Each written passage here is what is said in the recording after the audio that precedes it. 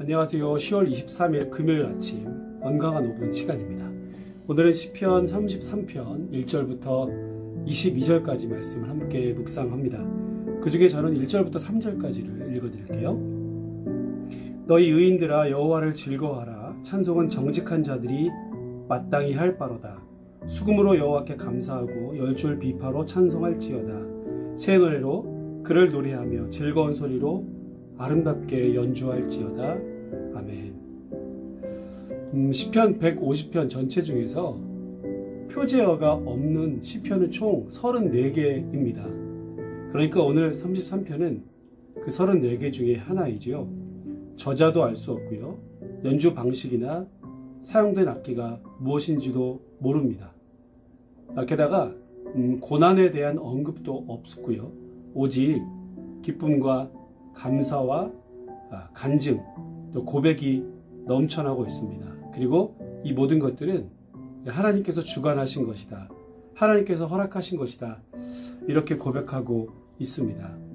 아마도 하나님의 넘치는 은총을 받은 것을 감사하면서 지은 그리고 함께 불렀던 예배시가 아닌가 생각됩니다.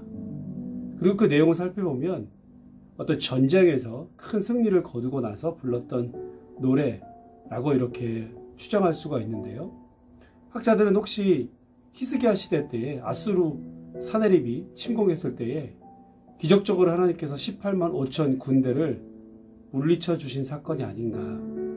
또 어떤 학자들은 암몬과 아람이 연합군을 구성해서 다윗 시대 때에 다윗을 공격했던 것, 그리고 이것을 물리친 것, 이것을 감사하면서 지은 시가 아닌가 이렇게 하기도 합니다만, 어쨌든 큰 전쟁을 배경으로 하고 있는 것은 틀림없습니다. 그래서 오늘 읽었던 1절부터 3절까지 그와 같은 하나님을 찬송할 수밖에 없다. 찬송은 의인들이 마땅히 할 바이고 정직한 자들의 의무이다. 이렇게 말합니다.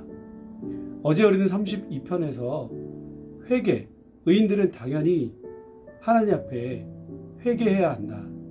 그렇게 깨끗함을 얻은 자들이 의인이다.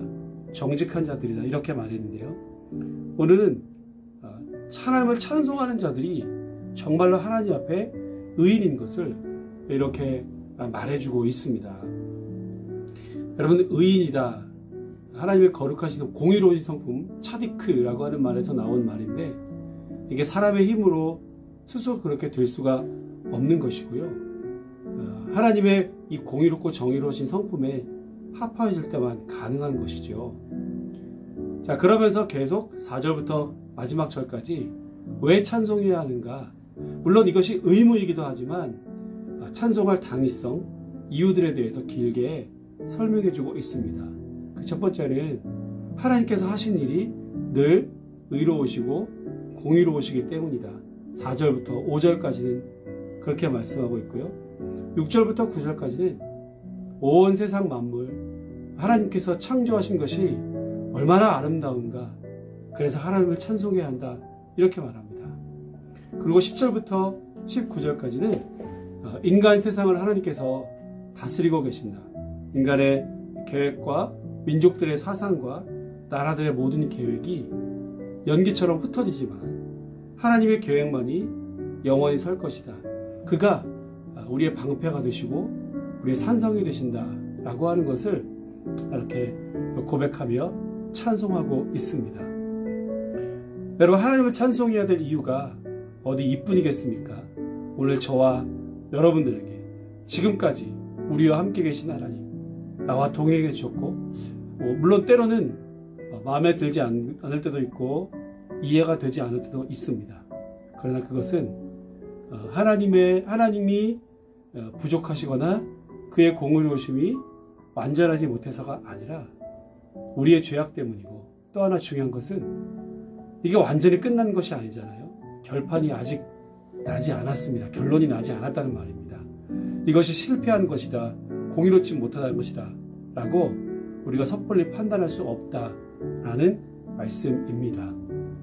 하나님의 하신 일은 완전하십니다. 그래서 오늘도 저와 여러분들의 찬양을 하나님이 기뻐 받으시기를 원하십니다. 오늘은 특별히 다른 기도나 다른 바램보다 하나님께 오직 하나님을 찬양하는, 지금까지 나와 함께 계셨던, 나에게 이렇게 역사하셨던 그 하나님을 찬송함으로, 또 우리가 앞으로 내 삶을 동일하게 이끌어 가실 그 주님을 기대하심으로 마음껏 찬송 부르시는 귀하고 복되는 하루 되시기를 주의 이름으로 축복합니다.